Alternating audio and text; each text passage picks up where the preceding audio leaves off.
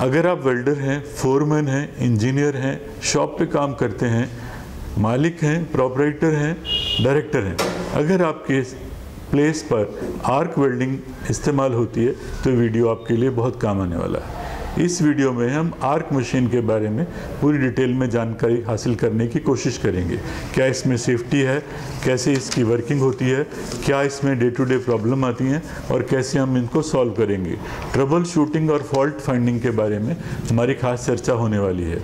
ये video क्रैक्सवेल take की तरफ से बनाया जा रहा है और इसमें इस्तेमाल की हुई मशीन आर्क 400 है। हमें पहला इशू जो सबसे पहले मेन है जिससे हमें बचना चाहिए वो इलेक्ट्रिक शॉक है।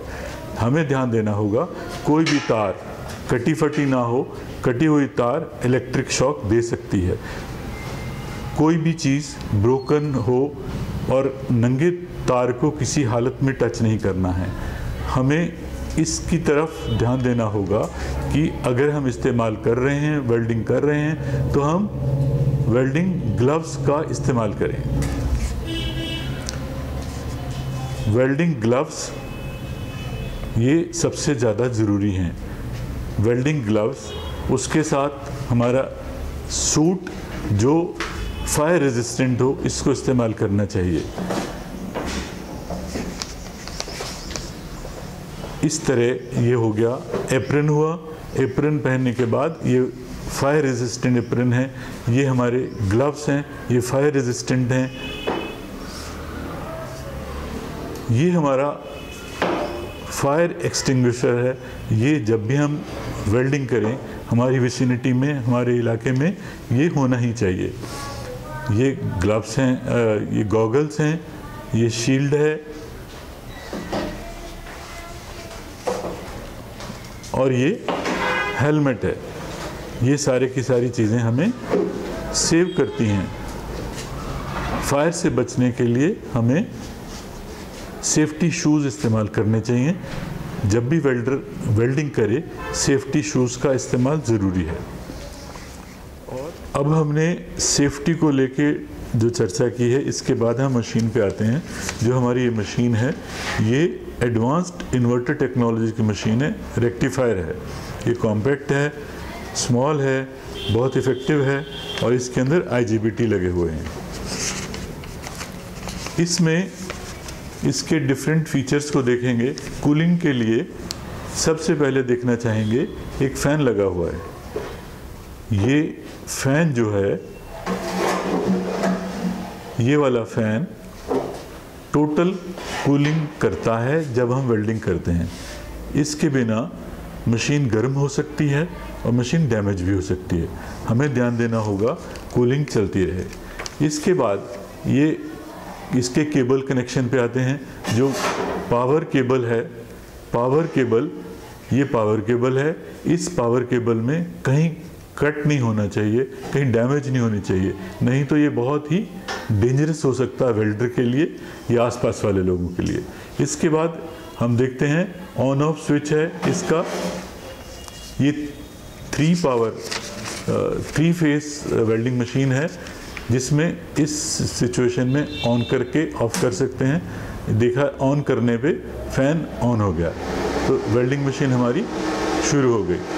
इसके बाद हम इसके फीचर्स को देखना चाहेंगे। इसमें ये बहुत ही स्लीक बॉडी की मशीन है। 2 इसके अंदर मीटर हैं, एक वोल्टेज मीटर है, दूसरा एम्पियर मेजरमेंट के लिए है। इसमें हमारी वोल्टेज ऊपर वाले उसमें हम देखना चाहेंगे कि कितनी वोल्टेज है, और एम्पियर जब हम वेल्डिंग करते हैं तो इसके अंदर कितना एम्पियर आता है, इस्तेमाल होता है, वो हम इसको देखेंगे। वोल्टेज के लिए और एम्पियर के लिए दोनों को बहुत ही ध्यान से देखना होगा। हमें वोल्टेज प्रॉपर मिलनी चाहिए, नहीं तो हमारी वेल्डिंग प्रॉपर नहीं हो पाएगी। एम्पियर को भी मेजर करना चाहिए, इससे हमें पता लगेगा कि कितने एम्पियर पे हम वेल्डिंग कर रहे हैं। ये हमारे मेटल पर और हमारे रॉड के ऊपर डिपेंड करेगा। अब इसको हॉट स्टार्ट जो स्विच है, इसमें हम बढ़ा के इसको सेट कर सकते हैं अपनी मेटल और उसके हिसाब से, और करंट को भी हमें अपनी जिस मेटल पे हमने करनी है उसको घटा बढ़ा सकते हैं। उसकी थिकनेस, मेटल की नेचर और इलेक्ट्रोड की टाइप के अनुसार इसको घटाया और बढ़ाया जाएगा। इसका एयर फोर्स है दूसरा स्विच, एयर फोर्स में भी यही सब कुछ, इसको भी जितनी ज़रूरत पड़ती है उतना ही इसको करना होगा। इस मशीन में हम देखेंगे दो नीचे हैं स्लॉट हैं, एक माइनस है एक प्लस है। तो प्लस में हम लोग इलेक्ट्रोड होल्डर लगाएंगे। इसमें डीसी आर्क मशीन में प्लस में इलेक्ट्रोड होल्डर लगाया जाता है। एक चीज़ आपने देखा, इसको क्लॉकवाइज ही करा जाता है और दूसरे माइनस वाले में अर्थिंग केबल लगाते हैं। हमें ध्यान देना होगा ये बहुत ज़्यादा टाइट ना हो और लूज़ ना हो। लूज़ होंगे तो भी कनेक्शन नहीं होंगे, वेल्डिंग नहीं कर पाएंगे, और अगर माइनस वाला लूज़ रह गया तो हमें करंट भी लग सकता है। इसमें एक इशू कॉमनली देखा गया है कि इनकी वायर कई बार अंदर से डिस्कनेक्ट हुई होती हैं और हमें दिखता ही नहीं। इस तरह से अंदर से डिस्कनेक्ट होके अंदर ही पड़ी रहती हैं, हमें लगता है कि हमने इसको कनेक्ट किया हुआ है, लेकिन ये कनेक्टेड होता नहीं। तो हमें ये चीज़ हर बार वेल्डिंग करने से पहले, कनेक्ट करने से पहले ये चेक करना होगा, नहीं तो हम एक नई मुश्किल में खुद उलझ जाएंगे। अभी हमने सब चीज़ों के बारे में जानकारी हासिल कर ली। हमने इलेक्ट्रोड होल्डर भी लगा दिया और ये वाला कनेक्ट भी कर दिया। अर्थिंग क्लैम्प, अर्थिंग क्लैम्प को कैसे लगाना है ये देखिए। ये अर्थिंग क्लैम्प हुआ, इनको हमारे बेस के साथ लगाना होगा जिससे अर्थिंग का काम करेगा। लेकिन अंदर से वायर को जैसे अभी देखा गया था बहुत अच्छे से चेक करना होगा। लूज़ रहेगा तो ये हमारा अर्थिंग का काम नहीं करेगा और हमारी वेल्डिंग भी ख़राब हो सकती है, हमें करंट भी लग सकता है। दूसरा इलेक्ट्रोड होल्डर को देखें आप, इसमें स्लॉट हैं डिफरेंट। इसमें इस स्लॉट के अंदर अपना 2-3 स्लॉट नज़र आ रहे हैं। इसमें हमें वेल्डिंग रॉड को प्लेस करना है और ये वेल्डिंग रॉड किस तरफ से देखनी है आप ध्यान से देखें। वेल्डिंग रॉड को इस तरफ से ही हमें इसमें प्लेस करना है, दूसरी तरफ करेंगे तो बहुत ही ज़्यादा नुकसान हो जाए। तो ये हमने इसको इलेक्ट्रोड को लगा लिया है, हमने अर्थिंग क्लैंप को भी लगा दिया है। वेल्डिंग मशीन हमारी पूरी चल पड़ी है और इसके बाद हम वेल्डिंग कर सकते हैं। लेकिन हमें ये देखना होगा कि हमें वेल्डिंग करनी कहाँ पर है।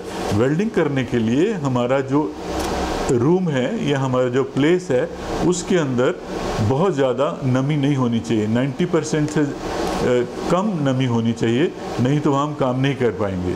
टेम्परेचर का भी देखना होगा, 10 से 40 डिग्री सेंटीग्रेड टेम्परेचर हो जिसमें वेल्डिंग होगी, नहीं तो उसमें नहीं कर पाएंगे। तीसरा सनशाइन, अगर सूरज की रोशनी है तो उसके अंदर वेल्डिंग हमें नहीं करनी चाहिए। जहाँ तेज़ धूप हो या डस्ट हो या ये सारी चीज़ें हमें अवॉइड करनी चाहिए। तेज़ हवा चल रही हो उसमें भी हम वेल्डिंग नहीं करनी चाहिए। हमारी वेल्डिंग मशीन एक डिस्टेंस से हो, करीब 0.3 मीटर डिस्टेंस होना चाहिए वॉल से, जिससे कि हमारी मशीन जो है सेफ रहेगी। वेल्डिंग का हमारा जो रिज़ल्ट है वो बेहतर आएगा। अब हमारी इसमें एक और ध्यान देना होगा कि जब हम भी वेल्डिंग शुरू करें तो हमें अपनी मशीन को अच्छे से डस्ट करना होगा। अगर कहीं भी मिट्टी है तो हमें ध्यान से उस मिट्टी को साफ़ कर देना होगा। अगर मिट्टी ज़्यादा नज़र आए तो हमें ब्लोअर का इस्तेमाल भी करना होगा। ब्लोअर खोल के हमें मशीन को ब्लोअर से अच्छी तरह से देखना होगा। अब हम ये देखते हैं हमारी कॉमन समस्याएं कब कब आ सकती हैं। तो एक चीज़ हम देखते हैं कि भाई ये जो मीटर हैं वोल्टेज वाले दोनों, ये मीटर भी नहीं चल रहे, दोनों मीटर भी नहीं चल रहे और हमारा फ़ैन भी नहीं चल रहा और वेल्डिंग आउटपुट भी कुछ भी तो दिखाई नहीं दे रहा। तो इस कंडीशन में हमें क्या करना चाहिए? हमें अपने पावर केबल को देखना होगा, कहीं ये पावर केबल मशीन से डिस्कनेक्ट तो नहीं, कहीं ये पावर केबल हमारे पावर सोर्स से तो डिस्कनेक्ट नहीं, ये या पीछे से पावर सप्लाई ही प्रॉपर ना आ रही हो। तो इसको हमें इंश्योर करना होगा कि हमारी पावर सप्लाई सिंगल फेस या 3 फेस की जो भी हमें चाहिए वो अवेलेबल हो, फुल कैपेसिटी में अवेलेबल हो। दूसरी कंडीशन, मीटर तो चल रहे हैं, फैन भी चल रहा है, पर वेल्डिंग आउटपुट नहीं आ रहा। अब वेल्डिंग आउटपुट नहीं आ रहा लेकिन मीटर सारे चल रहे हैं, तो उस कंडीशन में क्या हो सकता है? उसमें हमें ये देखना होगा कि हमारे ये कनेक्शन जो नीचे कनेक्शन है इनको रीचेक करना होगा। अच्छी तरह टाइट ना हो सकता है ये लूज़ हो, इस वजह से ये समस्या आ सकती है। तो हमें इनको अच्छे से फिर टाइट करना होगा। अगली समस्या क्या आ सकती है कि इसके अंदर ओसी लाइट जल गई। ओसी लाइट हमारे लिए एक इंडिकेटर है कि कहीं ना कहीं मशीन के अंदर कोई ना कोई समस्या आ गई है, जिस वजह से अब ये मशीन ऑटोमेटिकली बंद हो गई है। ऑटोमेटिक बंद होने पे हमें इसको खोल के देखना होगा, इसके अंदर इसकी समस्या को जानना होगा, उसको रिमूव करना होगा। जब ओसी लाइट बंद हो जाए तभी जाके ये मशीन दोबारा से इस्तेमाल में लेके आएँ। तीसरी कंडीशन ये होती है कि स्पैटर बहुत ज़्यादा बन रहे हैं। अगर मान लीजिए स्पैटर बहुत ज़्यादा बन रहे हैं तो हमें देखना होगा कि हमारा कनेक्शन, ये जो प्लस में हमने इसको दिया है, कहीं हमने उल्टा तो नहीं कर दिया, कहीं माइनस में उसको कर दिया हो या प्लस वाले को उसमें कर दिया हो, तो उस कंडीशन में स्पैटर ज़्यादा बनने के आसार हैं। दूसरा, पावर सप्लाई ज़्यादा आ रही हो और हमारे रॉड का साइज़ कम हो, उसमें भी स्पैटर कम बनने के, ज़्यादा बनने के आसार हैं। और तीसरा, जो हमारा मेटल है जिसको हमने वेल्ड करना है, अगर उसके ऊपर इम्प्योरिटीज़ बहुत सारी हैं तो उस कंडीशन में भी स्पैटर ज़्यादा बन सकते हैं। तो हम इन सारी चीज़ों को वेल्डिंग से पहले रीचेक करेंगे, उसके बाद हम वेल्डिंग प्रोसेस को शुरू करेंगे। इसके बाद हम अब वेल्डिंग प्रोसेस शुरू करेंगे।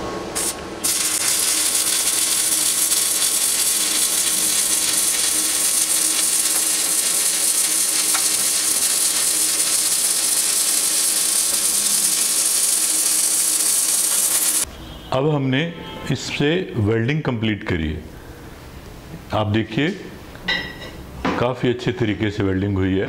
और कभी भी वेल्डेड पार्ट को जब वेल्डिंग कर लेते हैं तो उसको हाथ से नहीं पकड़ना, वो गर्म होगा, आपका हाथ जल सकता है, आपकी स्किन को डैमेज हो सकती है, आपके कपड़ों को आग लग सकती है। इसको हमेशा ही किसी चीज़ से पकड़ें और इस सेफ्टी का भी पूरा ध्यान रखें। वेल्डिंग प्रोसेस में एक देखना होगा कि अगर हमारी मेटल थिकनेस 1.6 से 3.2 है तो हमें इलेक्ट्रोड 2.5 का यूज़ करना होगा, जो 50 to 90 एम्पियर, 50 से 90 एम्पियर तक में काम करेगा। अगर मेटल थिकनेस हमारी 3.2 to 6.4, 3.2 से 6.4 है तो इसमें हम वेल्डिंग रॉड यूज़ करेंगे 3.2 की, जिसमें करंट का इस्तेमाल होगा 90 to 140।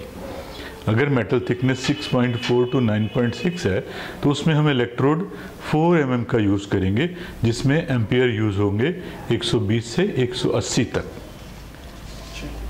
अब हम देख रहे हैं हमने वेल्डिंग कर ली, वेल्डिंग भी काफ़ी अच्छी हुई है। अगर हम सारे सेफ्टी नॉर्म्स का इस्तेमाल करेंगे तो हमारी वेल्डिंग खूबसूरत होगी और हम सेफ भी रहेंगे। फाइनली जब हमने मशीन के साथ वेल्डिंग का अपना काम ख़त्म कर लिया तो हम इसको ऑफ़ कर देंगे। इसको मेन से ऑफ़ करेंगे, यहाँ से ऑफ़ किया पहले, उसके बाद मेन से ऑफ़ करवा दूँगा। उसके ऊपर इसको कवर से ढक दें।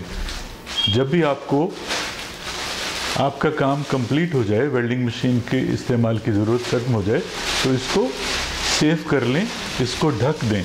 ढकने से इसकी परफॉर्मेंस और लाइफ दोनों ही बढ़ेंगी। आज इस वीडियो में हमने आर्क वेल्डिंग के बारे में पूरी चर्चा की। इस तरह की सीरीज़ हम लाते रहेंगे, तो इस तरह की सीरीज़ बाकियों मशीन्स के बारे में भी लाएंगे। तो आप इस चैनल को क्रक्सवेल टेक को सब्सक्राइब करें, लाइक करें और शेयर करें। धन्यवाद।